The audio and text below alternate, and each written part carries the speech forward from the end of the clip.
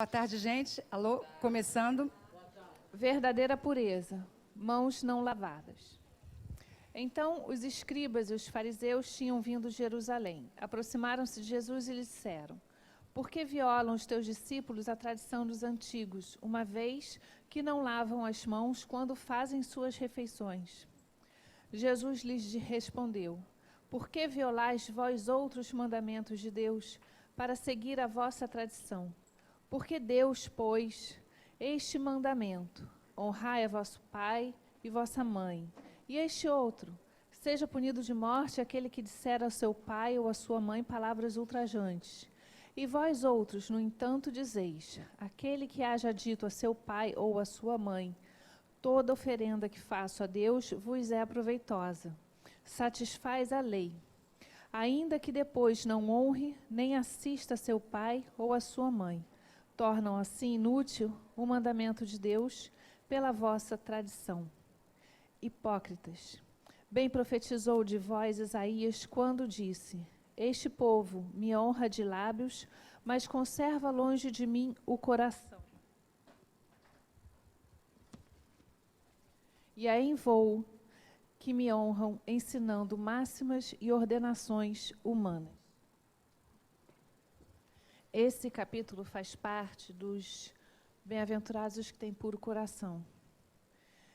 E a gente sabe que essa é a bem-aventurança mais alta que existe.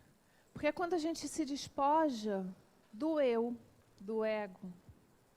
Quando a gente deixa até mesmo de dar importância a quem somos nós. A máxima que ele traz, ela pode ser entendida na maior simplicidade que existe, por aqueles mais simples, sem que precisem elaborar muitos pensamentos, porque ela fala da pureza de dentro de nós. Que não adianta estar por fora, vestido, ou estar mostrando as máscaras, ou estar cheia de rituais e situações que falam, que se fazem crer que são superiores, quando por dentro a pessoa não conduz um sentimento, uma postura, uma ação de amor ao próximo. Então é preciso que a gente olhe realmente para dentro antes de olhar para fora. Antes de nos colocar mostrando para o outro aquilo que a gente gostaria de ser, a gente tem que cuidar de quem a gente deve ser. Então Jesus nos faz um alerta para que a gente olhe realmente o que é ser puro de coração.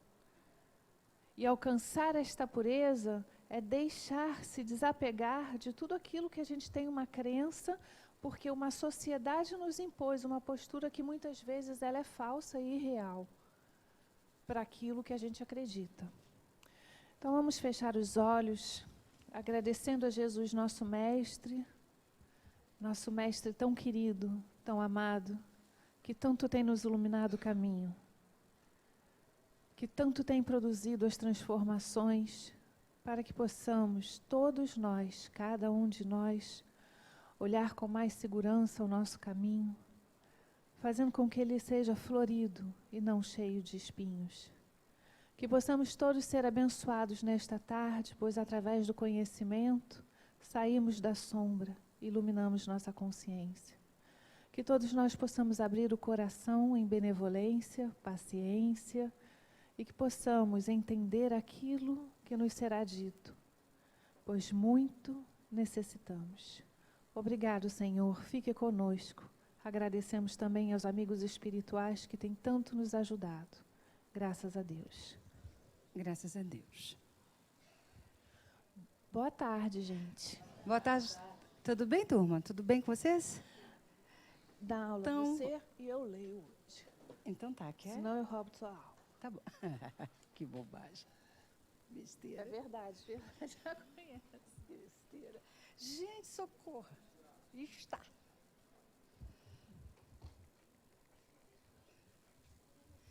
Socorro, Saulo. Foi. Estamos continuando, pessoal, o bloco 2, Sintonizar com Deus. Nossa aula, vamos falar de espiritismo, mas não só. Vamos trazer o espiritismo e falar de alguns outros temas, algumas outras questões também.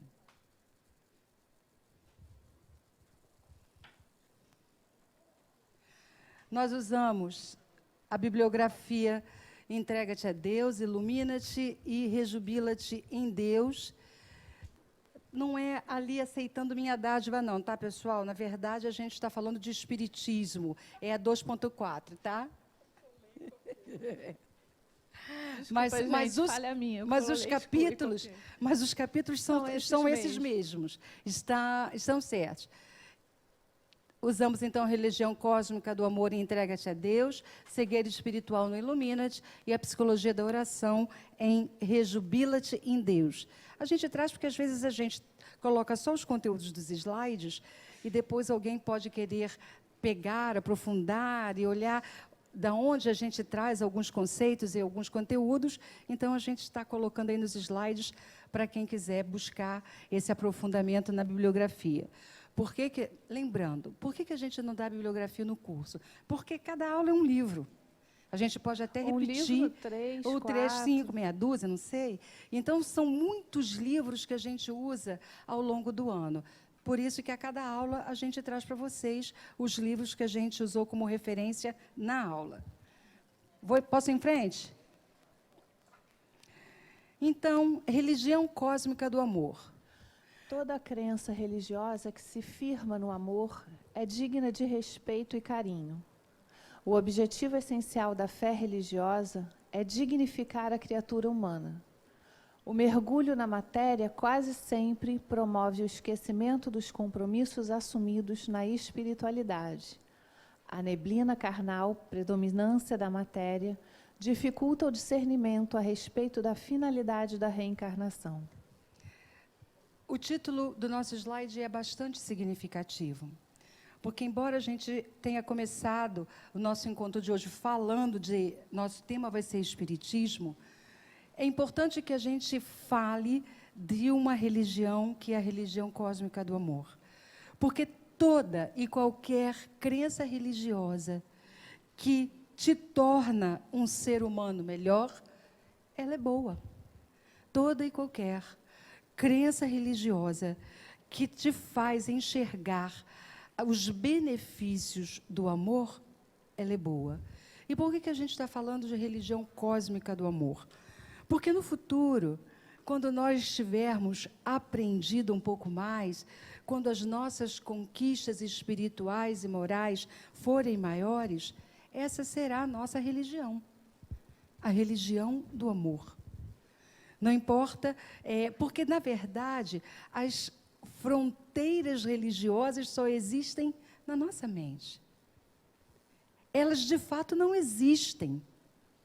Somos nós que criamos todas as divisões que existem hoje.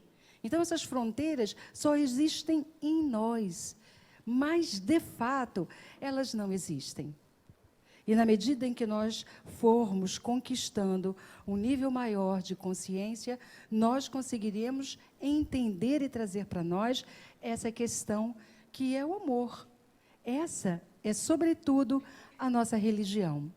Mas, como estamos na doutrina espírita, estamos dentro de uma casa espírita, nós vamos sempre lembrar que a nossa doutrina espírita, ela tem 3 pilares. Ela é apoiada na ciência, na religião e na filosofia. E tem 5 princípios básicos: a existência de Deus, a sobrevivência do espírito, a reencarnação, as muitas moradas na casa do Pai e a comunicação entre o mundo material e o mundo espiritual. Então, nós estamos falando ali da reencarnação, porque a reencarnação é o que permite a nosso retorno à matéria, a nossa entrada na matéria, é que nos permite, mediante a nossa vontade, buscar e alcançar este despertar, o despertamento que nós estamos buscando. Esse desafio de estar na carne é para nós exatamente isso, a busca de entendermos quem somos nós. Para que estamos aqui? Despertar esta consciência mais íntima daquilo, do grande objetivo do ser, que tantas vezes se distrai pelo ter. Na encarnação, na existência, é que nós temos esta oportunidade abençoada de aprendizado. Quer fazer algum comentário? A religião é uma religação, né? Religação com a tua fonte criadora. Então, através desse movimento que a gente encontra nos centros, nas igrejas, nas sinagogas, estes templos facilitam a nossa conexão, porque ainda precisamos da matéria para que a gente possa concretizar alguma coisa para chegar além da matéria. A gente não falou da outra aula sobre as imagens, o quanto que a gente ainda precisa de imagens, de formar? Os centros, esses lugares religiosos, funcionam da mesma forma. É como se naquele momento a gente saísse do tumulto que existe lá fora. Eu preciso de um lugar onde a energia esteja propícia e onde eu sei que, ao entrar ali, eu vou me conectar. Por isso, a religião ainda é muito importante. E toda vez que a gente fala de religião, a gente tem que lembrar que cada um está no momento evolutivo. E se cada um está no momento evolutivo, talvez não compreendam a sua religião como compreendem a dele, porque necessitam ainda de uma outra forma de enxergar a religião. Então, vamos pensar numa religião que tem freios muito fortes, né? Que tem o Deus punitivo ainda. Ela tem um freio. Eu ainda não me domino, eu ainda não me compreendo. Então, eu preciso desse Deus punitivo, infelizmente, mas ainda necessário, para que eu não possa matar, para que eu não possa fazer coisas ruins ainda com o próximo ou comigo mesmo. Então, este temor leva a pessoa a ter um freio e a não sair acabando com a oportunidade da existência que tem. Então, cada um tem uma crença também por isso e por outras questões, porque ainda não se libertou do passado. E, às vezes, a gente fala assim, vamos lá no centro que você vai ouvir, que você está precisando. E aí a pessoa tem uma fé muito forte na Igreja Católica. Chega aqui, ela vai se sentir como? Em culpa, em pecado. Vai fazer mais mal do que bem se ela vier arrastada. Ela tem que vir por uma vontade própria, porque ela já consegue se desprender de algumas questões que ainda são muito fortes nela, para que ela possa vir com o coração aberto. Então, ao tentar convencer o outro, pense se realmente é necessário, se a pessoa pelo menos não está se encaixando na religião dela, numa religação que ainda é necessária para ela. Me ocorre que essa reflexão que ele está fazendo, que nós não podemos e não devemos criticar ou julgar qualquer credo religioso que um companheiro esteja professando, ou esteja escolhendo. É a sua escolha daquele momento. Então, o fato de...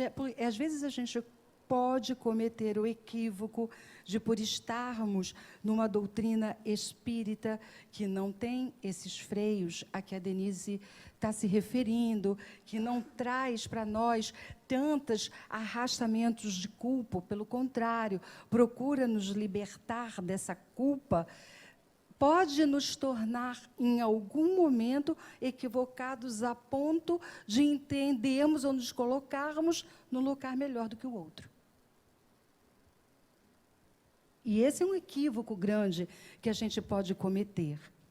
O fato de estarmos aqui ou ali será sempre bom. Isso vai depender exclusivamente de mim. O fato de estarmos aqui numa casa espírita e que, de algum momento, nós termos a oportunidade de acessar conhecimentos, esclarecimentos, não deve trazer para nós um sentido de que eu sou melhor do que o outro porque estou aqui. É muito o contrário. É bem ao contrário.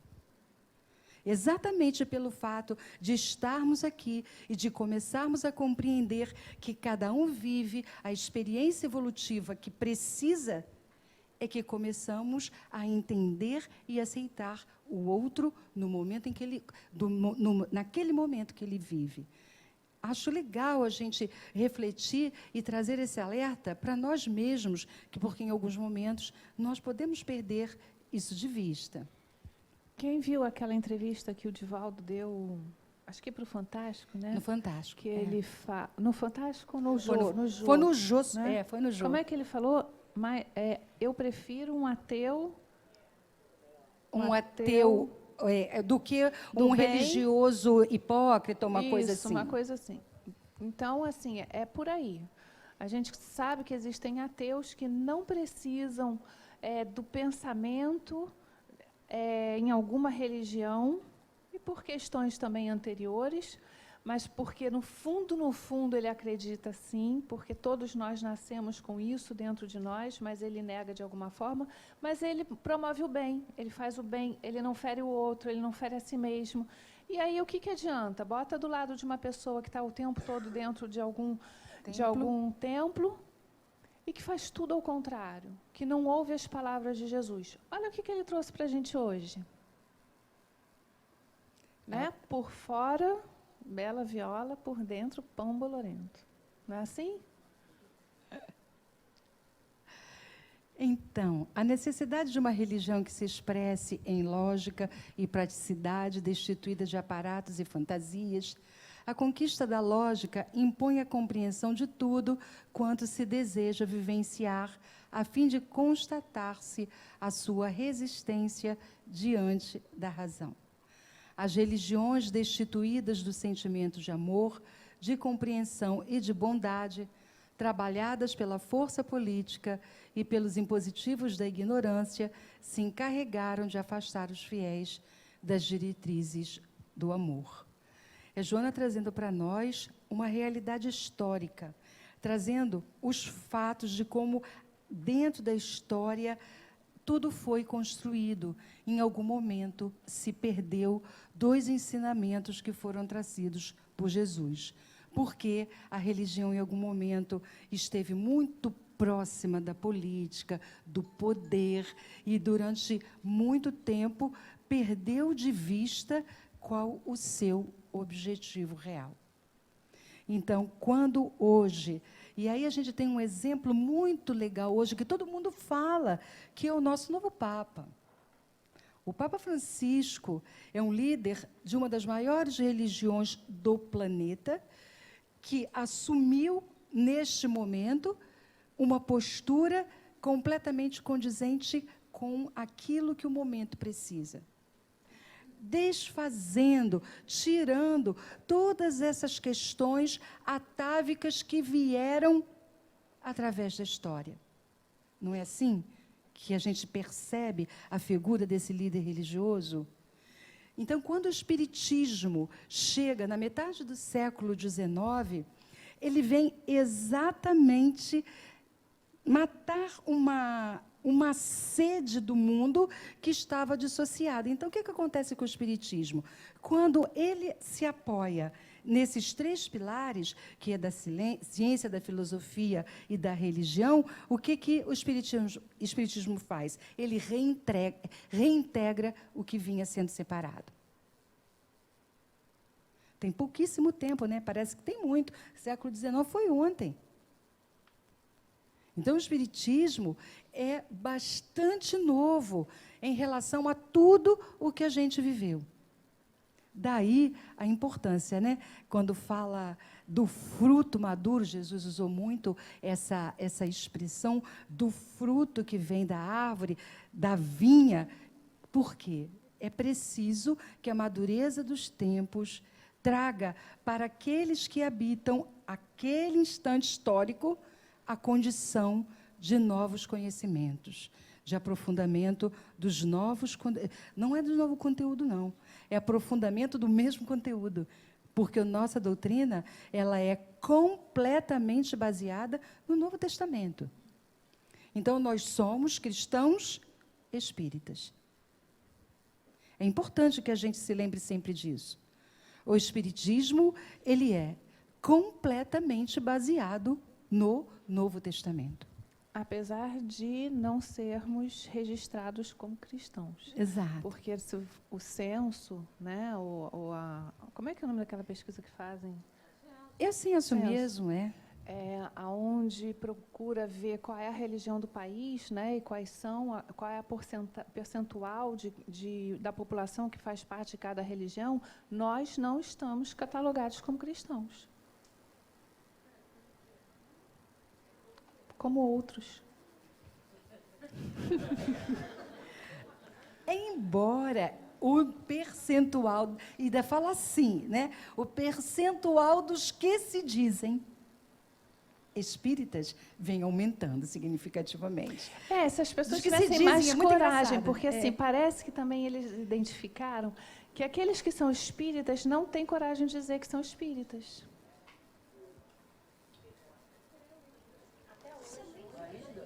Diz assim, eu sou católico, mas simpatizante do espiritismo. Ou kardecista, com medo de falar, porque tem medo de ser confundido com religiões afro-brasileiras, né? E que é um preconceito em relação a elas. Porque qualquer preconceito religioso é muito ruim, né, gente?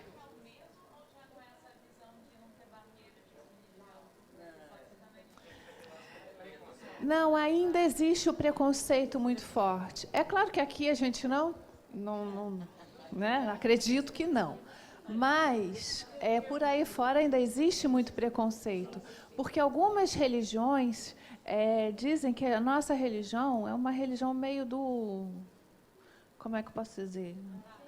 Então, assim, não é bem vista, né? Quando eu falo que eu sou espírita, né, os evangélicos que eu conheço falam assim, bate o tambor, né? Olha só, pessoal, por isso...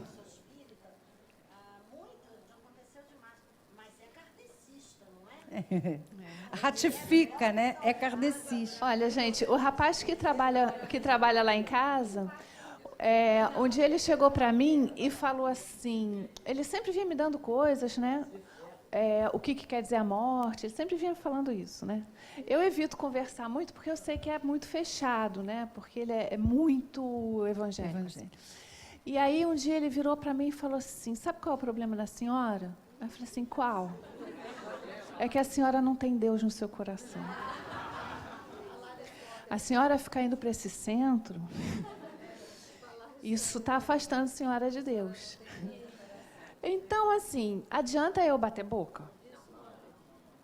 Não adianta. O que vai falar mais alto? Não são as minhas ações? Eu tratar bem, tratar com amor, tolerância. Não é isso que vai falar? Que Deus é o que eu sigo? É o mesmo. Mas olha o evangelho de hoje, de novo. Gente, é isso. Como é que eu me comporto diante da minha religião? Para qualquer um que chega diante de mim. Exatamente. E Jesus, mais uma vez, a gente fala que o nosso Evangelho segundo o Espiritismo, a cada capítulo do Evangelho tem capítulo que tem muitas passagens evangélicas. Justamente porque o que é que a nossa doutrina ensina para nós? Primeiro, o não julgamento. Segundo, se o meu irmão está pensando assim, é um direito dele. É o momento que ele está vivendo. E se nós sabemos que Deus está no nosso coração, lembra, a gente não precisa aceitar esse presente. E nem se incomodar com o fato de alguém dizer, você não tem Deus no coração. Não é? Porque quem é que sabe se tem Deus no coração ou não? Nós mesmos e as nossas atitudes, o nosso comportamento. Então, o que o outro possa dizer ou interpretar é uma escolha do outro. Faz parte das crenças e valores dele. E se a gente não tem as nossas crenças e valores firmes, se a gente não tem a nossa crença realmente crença, a gente tem medo que o outro traga para a gente tire a gente do nosso lugar. Se eu sei, que medo é esse que eu tenho?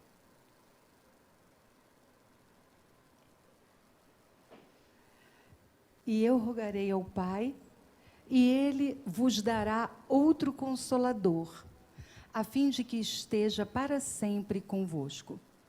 O Espírito da verdade, que o mundo não pode receber, porque não o vê, nem o conhece. Vós o conheceis, porque Ele habita convosco e estará em vós. Evangelho de João, capítulo 14, versículos 16 e 17.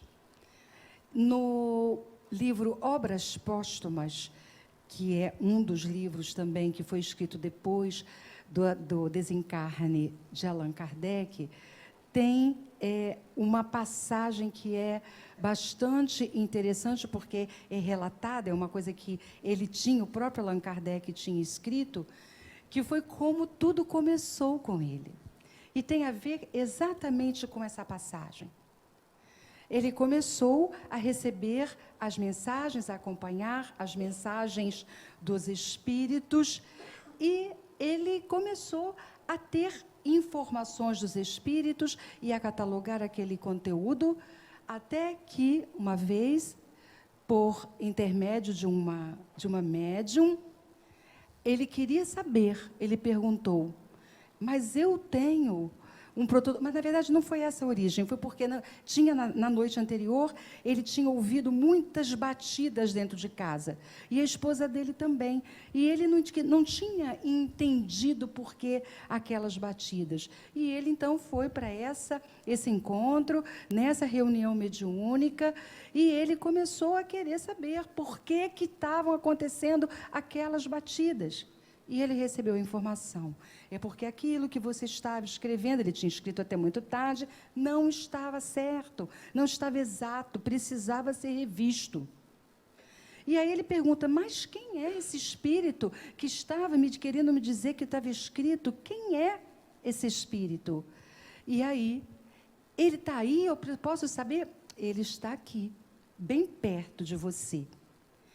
E aí, mas quem é ele? Eu posso saber o seu nome? E aí, a médium diz: ele se diz o Espírito da Verdade. Foi dessa forma que Allan Kardec ficou sabendo que o Espírito da Verdade, o Espírito de Verdade, estava com ele e iria acompanhá-lo durante todo o trabalho da codificação. E Allan Kardec, ele era um pesquisador, ele não escrevia as coisas porque um espírito dizia que era daquela forma. Ele viajou muito, ele ia para muitos lugares, ele conversava com muitos espíritos por meio de muitos médiuns diferentes, para que chegasse à conclusão de como ele iria organizar o primeiro livro da codificação, que foi o Livro dos Espíritos. Então, todas as respostas que estão no Livro dos Espíritos e os outros 4 livros subsequentes, que são o seu desdobramento, foram obra, ou são obra de muito trabalho, de muita dedicação, de muita perseverança, porque em algum momento todos os livros foram queimados em Barcelona, os livros espíritas, num fato histórico que ficou conhecido. E Allan Kardec simplesmente respondeu: os livros morrem, mas a ideia jamais. E recomeçou seu trabalho. Esse era o espírito que codificou a nossa doutrina, que é chamada de doutrina espírita, vinculada à religião judaico-cristã.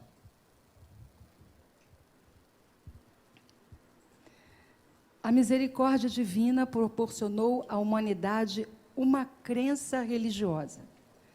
Atende ao mandamento maior. Qual é o mandamento maior? E ao próximo como a si mesmo. conforta e tolera todos quantos lhe dão guarida, é uma resposta eloquente do amor de Deus e recursos para a conquista da felicidade. Fundamenta-se no amor pela ação da caridade, profundamente racional, e esclarece a respeito das razões da crença. E muitas vezes se pergunta assim, como é que o Espiritismo chegou ao Brasil? O Brasil é a maior nação espírita do planeta. O Espiritismo chegou ao Brasil logo depois que os livros foram escritos por Allan Kardec. Por quê? Era um tempo em que se trazia tudo da França para cá. A comida, a roupa, as construções da avenida lá do centro da cidade, né? A gente não, quando eu sou jovem há tanto tempo, eu não ia para o centro, eu ia para a cidade. Não é? Quem é jovem há muito tempo não ia para o centro, ia para a cidade, se arrumava todinho para ir passear na cidade. A cidade toda construída nos padrões franceses, parisienses. Então, a religião chegou ao Brasil nas mãos das elites. Foram as elites brasileiras, os grandes barões do café, da cana, os políticos, porque eram essas pessoas que viajavam e traziam os livros.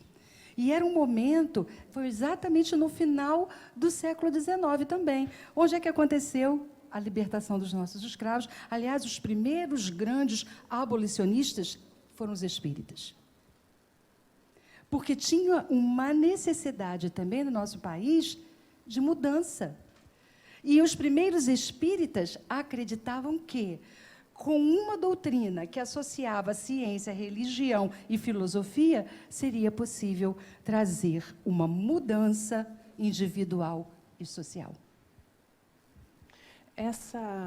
Esse momento aonde chegou o Espiritismo na França, e depois ele veio para o Brasil, foi o momento exato em que as pessoas, o pensamento humano, tinha evoluído até o momento em que estávamos preparados para receber esse tipo de informação. A gente não falou aqui sobre cada um estar no momento evolutivo, estar preparado para entender as coisas? Não foi isso? Pois é, você imagina o porquê, então, do Espiritismo ter chegado nas elites. Porque a preparação era necessária para receber esse tipo de pensamento. Então, quando você olha para a história, você vê que o pensamento filosófico vem sendo construído, e aí você tem movimentos filosóficos que vêm trazendo materialismo, que aí cai, e eles vão caindo por terra, e outro vai surgindo. Se a gente pensar, ela falou no Espírito da Verdade, 200 e tantos anos antes do Espiritismo chegar na França, Descartes, que foi quem iniciou, deu todo o início para que a psicologia pudesse chegar e ser estudada, ele tem escrito, ele escreveu, que na época ele estava vivendo uma vida meio mundana, depois entrou para o exército e tal, e num determinado momento ele medita, adormece, e ele sonha com o Espírito da Verdade. 200 e tantos anos antes do Espiritismo chegar. Ele sonha com o Espírito da Verdade e ele sente que o Espírito da Verdade se apossa dele. Ao acordar, as coisas ficam claras na mente dele e ele começa a desenvolver um estudo em cima da mente e corpo e começa a estudar a glândula pineal, que até hoje, quando você estuda filosofia ou psicologia, as pessoas negam a glândula pineal. Olha quanto tempo foi isso. Ele registrou isso. E até hoje é negado, porque ele diz que a glândula pineal, no coronário, é a parte onde é central, ela não está em nenhum dos hemisférios, e ele começa a entender um pouco, mas mesmo assim ainda está muito nebuloso, mas é a partir do encontro com o Espírito da Verdade. Olha como as coisas iam se construindo e surgindo aos poucos, né? Ele ainda tinha uma dissensão, um dualismo, que ainda permanece até hoje no Espiritismo, porque a gente separa, né? E aí esse pensamento vai evoluindo, evoluindo, até que chega um momento propício para o pensamento, para o espiritismo vir e se instalar. Mesmo assim, eles já sabiam que a França não seria o lugar onde ele se desenvolveria, mas sabedores que o Brasil recebia tudo que vinha da França e seria o coração, a pátria do Evangelho. Aí sim, era aqui que tudo aconteceria com mais força para que desse início aí ao espiritismo. Oi. Até pela... Pois não. Razão de por que ser o Brasil? Tem. O Chico escreveu um livro, que é esse que eu acabei de falar, O Brasil, Coração do Mundo, Pátria do Evangelho. Humberto de Campos. Que é onde se reúnem vários espíritos, inclusive muitos franceses estão reencarnados na nossa pátria. E essa comunhão de pensamentos de várias culturas e a sensibilidade que isso trouxe para a gente faz com que seja o terreno melhor para que isso surja. O livro é extenso, a gente não pode roubar a aula, vale a pena ver. E eu aconselho a vocês a ver também um vídeo no YouTube do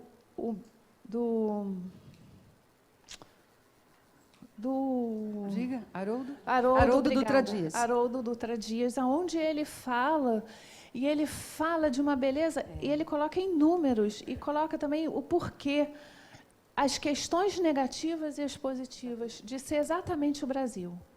Se a gente entrar nisso, a gente vai ficar aqui o resto da aula todo. Tá? Mas vale a pena vocês verem. E o livro é de grande valor para a gente entender também a nossa responsabilidade de estar aqui exatamente nesse momento. E lembrando que, como as coisas são todas muito bem planejadas, Bezerra de Menezes nasce também neste final de século. E Bezerra de Menezes ele é considerado o unificador do espiritismo. E ele era médico, ele foi político e inteiramente dedicado à caridade. Por isso é que ele é considerado o unificador, porque como ele veio nas mãos das elites, precisava de alguém que pudesse efetivamente trazer para nós o que era essa caridade. Uma caridade feita por um homem das letras, por um homem que tinha estudado, que tinha sido um político e, por isso mesmo, tinha o crédito na sociedade para poder falar de um assunto tão polêmico naquela época, não é? Se hoje ainda se fala disso.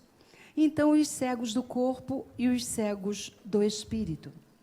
Jesus, o psicoterapeuta da humanidade, muitas vezes convidado ao socorro a esses aflitos, conhecendo-lhes as causas geradoras do impedimento, abriu-lhe os olhos, proporcionando-lhes a oportunidade de recuperação e da claridade luminosa da visão. Essa passagem do Evangelho, ela fala dos olhos da carne, dos olhos físicos, mas fala fundamentalmente dos olhos do espírito. Não é quem tem olhos de ver que veja. Então é uma visão profunda, é uma visão que vem do espírito, uma visão interna. Quando Jesus veio à Terra, ele veio exatamente trazer esse tipo de cura. No capítulo 24 do Evangelho tem uma passagem que ele diz, né, que é uma passagem de Jesus que diz: os sãos não precisam de médicos. Os enfermos é que precisam. De que tipo de enfermidade Jesus está falando? Será que é apenas da enfermidade do nosso corpo, que começa no berço e acaba no túmulo?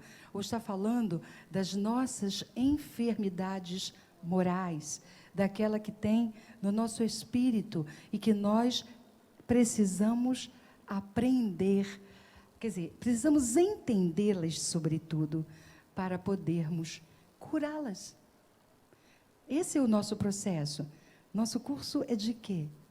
De autocura. E o que a gente está querendo curar? Que tipo de cegueira nós estamos buscando curar num encontro como esse que a gente faz todas as quintas-feiras? Não é essa a busca que todos nós estamos fazendo quando estamos, mais uma vez, trazendo esses conteúdos para as nossas reflexões e procurando entender este tipo de cura, que é a cura mais definitiva, porque a cura do corpo eu posso curar agora e enfermar amanhã novamente. Mas se eu curo efetivamente o que tem dentro, o que eu curo efetivamente lá, que está marcado no meu perispírito, e aí vou conseguir fazer a cura que eu estou buscando, que é a cura que vem de dentro. Faz sentido isso para nós? Já falei sobre aquela passagem de Jesus, da cura real, aonde ele chora? Não? Tem uma passagem em que Jesus chora, e aí os apóstolos que estão com ele falam assim: Jesus chora? Sim, eu choro. Mas por que choras? A gente acabou de voltar da aldeia e tantas coisas boas aconteceram, pessoas foram curadas. Aí ele fala: elas não foram curadas. E aí eles falam assim: como não? A gente conhece o cego, ele é cego de nascença, viveu a vida toda na aldeia. Ele voltou a ver, voltou a enxergar, começou a enxergar. E ele falou: ele não está curado. A gente conhece o outro que é aleijado, ele passou a andar. Aliás, já é a cega, né? É a cega. Tá, confundi. O outro que passou a andar, e ele não andava. A gente também conhece o leproso. A gente viu as chagas do corpo desaparecerem. Como não foram feitas as curas? Ele fala: não foram feitas as curas. As curas que vocês veem foram feitas, mas as curas reais não. E aí ele fala: mas o que quer dizer com isso, Jesus? Aí ele fala: a cega, que vocês acham que foi curada, neste momento está correndo à aldeia, porque desta vez ela pode enxergar a todos que lhe negaram a ajuda, para poder se vingar. O aleijado está correndo também atrás da farra que deixou de fazer a vida inteira, pois ele não podia andar, não podia se locomover e não tinha condições de viver a vida como ele acha que devia ter sido vivida. E o leproso está atrás de todas as mulheres que negaram a sua presença e o seu convívio. Eles não souberam o que a doença fazia na vida deles e não entenderam o que a cura aparente trouxe para a vida deles. Então, a doença permanecia na alma. Se a gente não cura a causa, a gente não está curado. Por isso é que a gente rejeita as curas milagrosas. Porque a gente sabe que é um processo interior. Hoje já não precisamos mais dos fenômenos. Então, a gente vem, fica durante um tempo no tratamento espiritual, que é o tempo de maturação, de reequilíbrio, de voltar a um pensamento, de transformação, para que a cura real aconteça. Porque senão a gente cura e a doença volta a se instalar. Ela não aconteceu, a cura verdadeira. A causa não foi eliminada.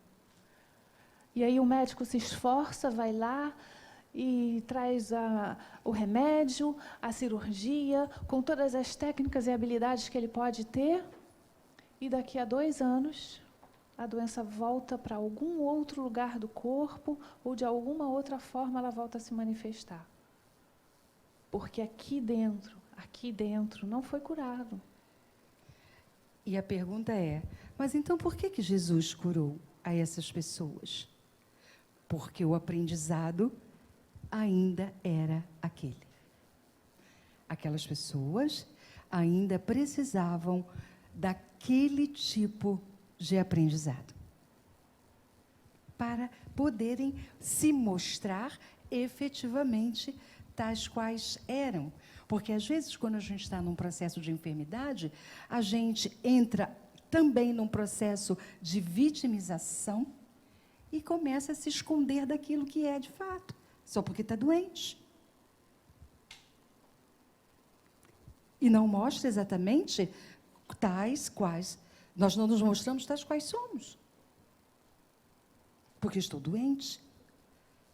E aí a gente precisa, vamos curar, para ver efetivamente onde é que está a doença. E aí é interessante a gente observar que a gente fala sempre que a doença vem da psique, mas neste caso de vitimização, a gente faz com que a doença traga o problema para a psique. Porque por causa da doença, eu adoeço mentalmente.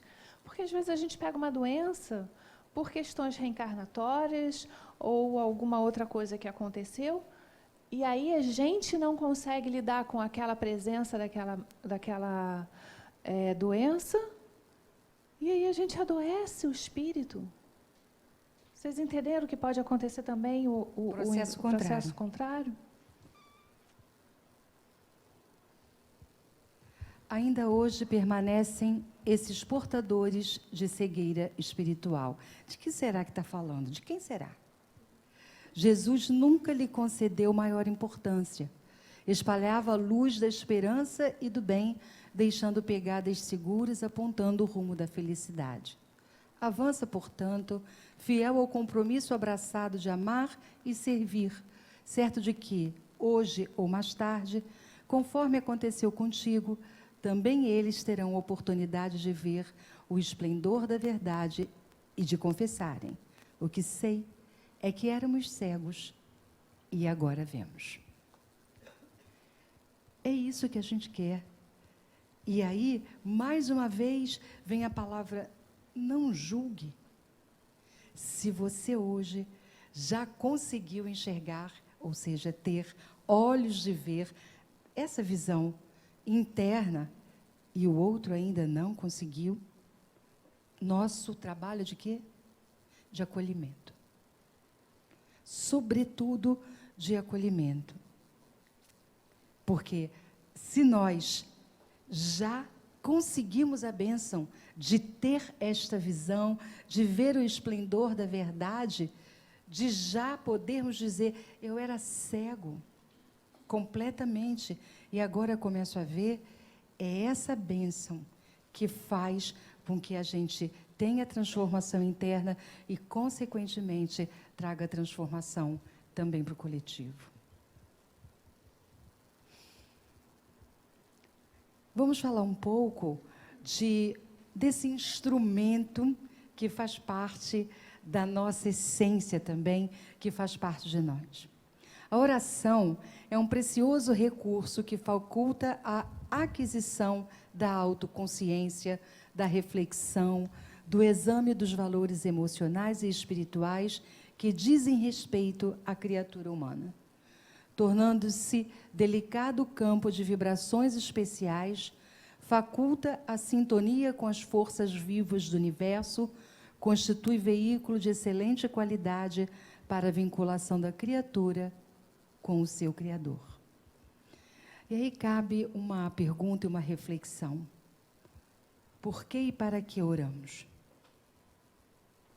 Qual o papel da oração nas nossas vidas?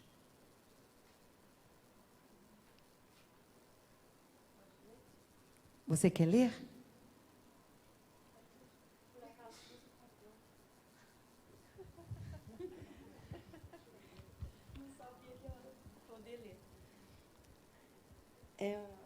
É uma poesia, mas não é de minha autoria. O autor é desconhecido e foi corrigido por J.A. Corrigido. Eu sou um talismã em minha vida que é forte contra o mal e contra a dor. No corpo ou mesmo na alma, uma ferida é nada ante sua força e seu valor. Contra ele, nada existe, engenho ou arte, e mesmo se negado pelo incréu, pode ser sempre visto em toda parte.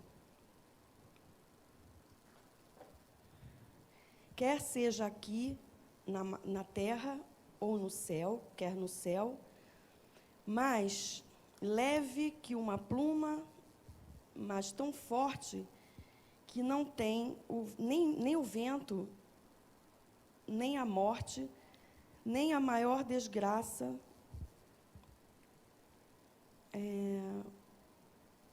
o abala, enfim. Este troféu, não quer. É porque eu não sabia que eu ia ler. Tesouro. É isso, obrigada. Este tesouro que o meu ser proclama é como uma chispa no interior da chama, sou talismã, Deus dentro de mim. Obrigada, Sofia. Obrigada, Sofia. Então, pessoal, qual é o papel da oração?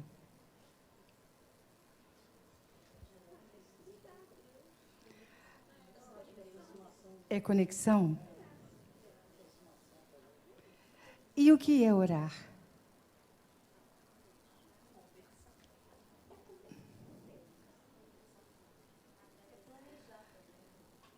Por que a gente está fazendo essas perguntas?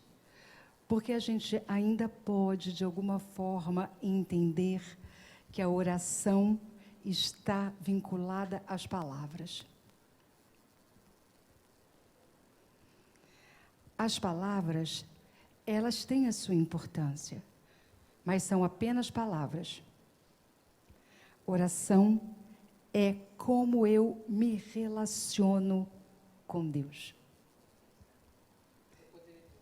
Não, com o microfone, por favor. Eu estaria mentindo se eu dissesse que eu oro para ter contato. Na realidade, eu sinto contato e oro para responder. Porque eu lembro de Deus antes de orar. E essa lembrança já está comigo. Então, quando eu lembro disso, quando eu lembro que tem outras coisas fora de mim, eu respondo. Então, eu oro para responder. Pode parecer meio esquizofrênico, mas é o que acontece. E às vezes eu falo o tempo todo. Eu ando falando e é essa grande questão estranha. Ele disse que ora para responder, mas a gente também pode dizer que ora para ouvir as respostas.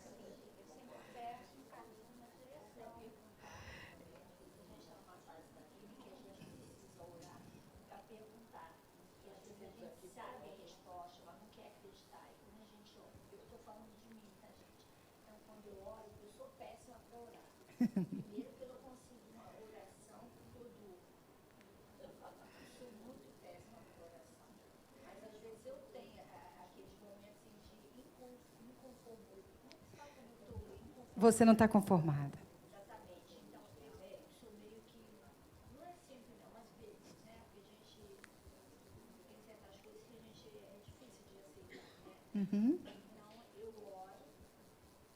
Nem sei se eu oro, tá? Porque você está falando aqui, eu me encaixei muito bem no que você falou, parece que você me deu assim, uma flechada. Olha só, gente. Sim, Ao Karine. orar, a gente até...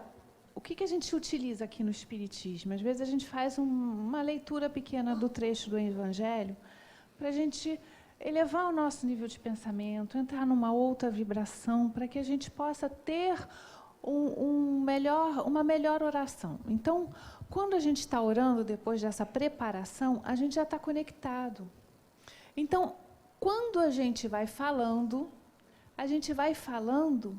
para a gente mesmo ouvir.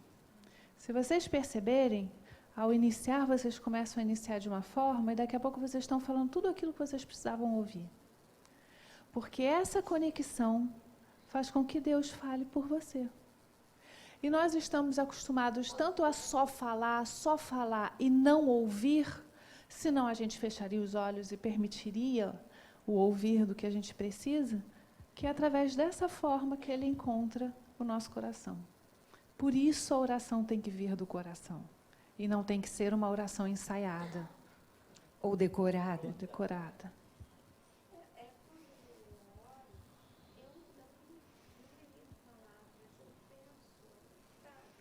Ela falou que quando ora não emite palavras, ela pensa, porque você já não precisa mais das palavras, os teus sentimentos já estão em conexão e você já está ouvindo o que você precisa, né?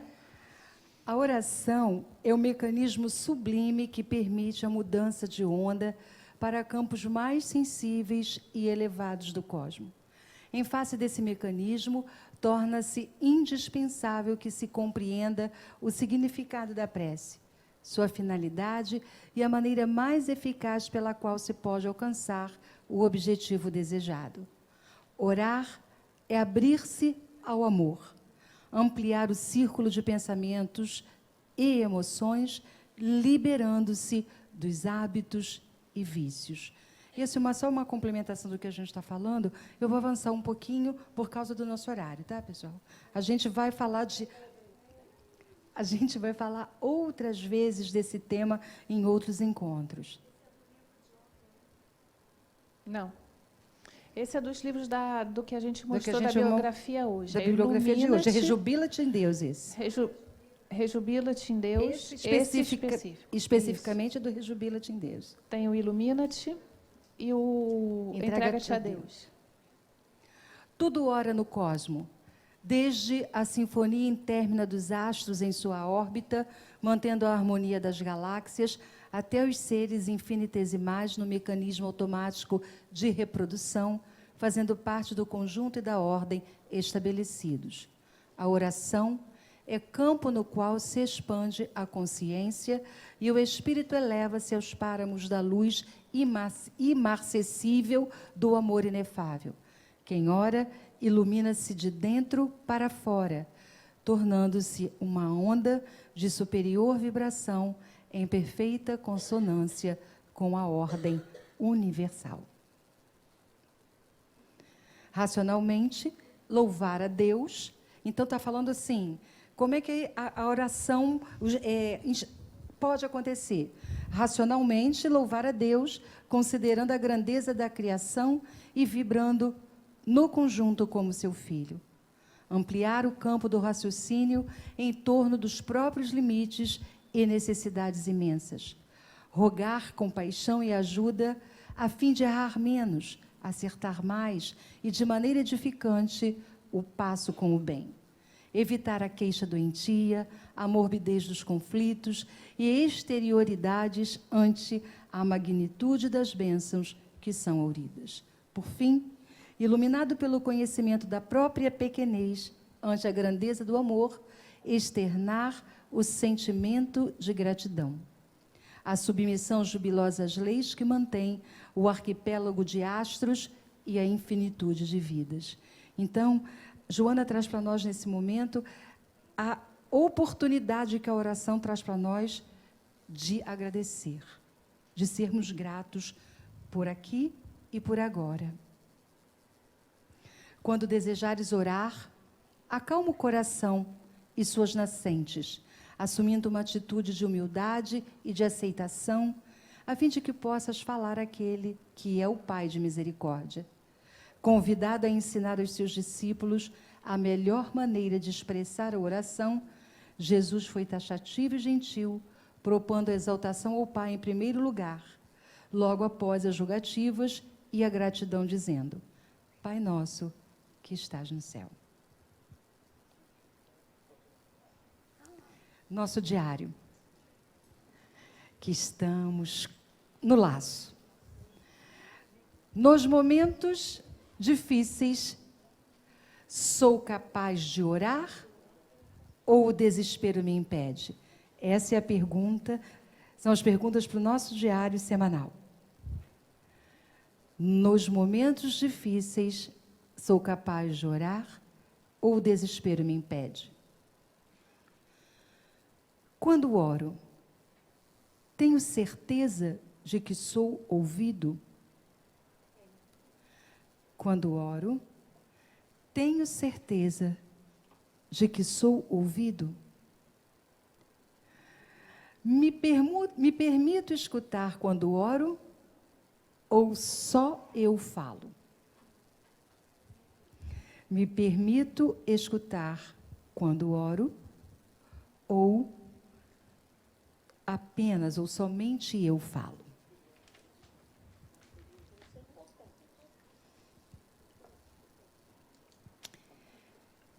Posso ir adiante para a nossa meditação final? Que hoje a gente fomos além do horário, muito.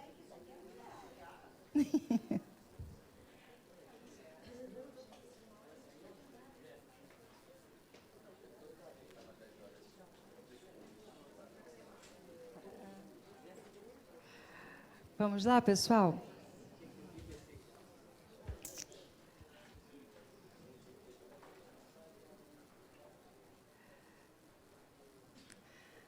Então vamos.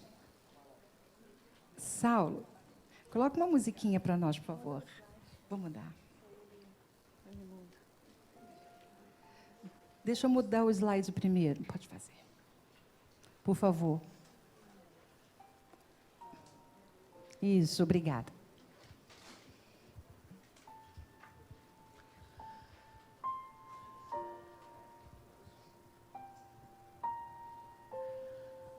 O poder divino enriquece-me do necessário a uma existência feliz.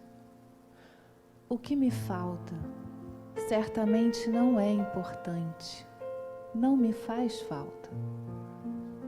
Diante das pessoas encarceradas na insatisfação, que possuem coisas inúteis, embora disputadas, eu disponho dos recursos do discernimento para a conquista da saúde e da paz.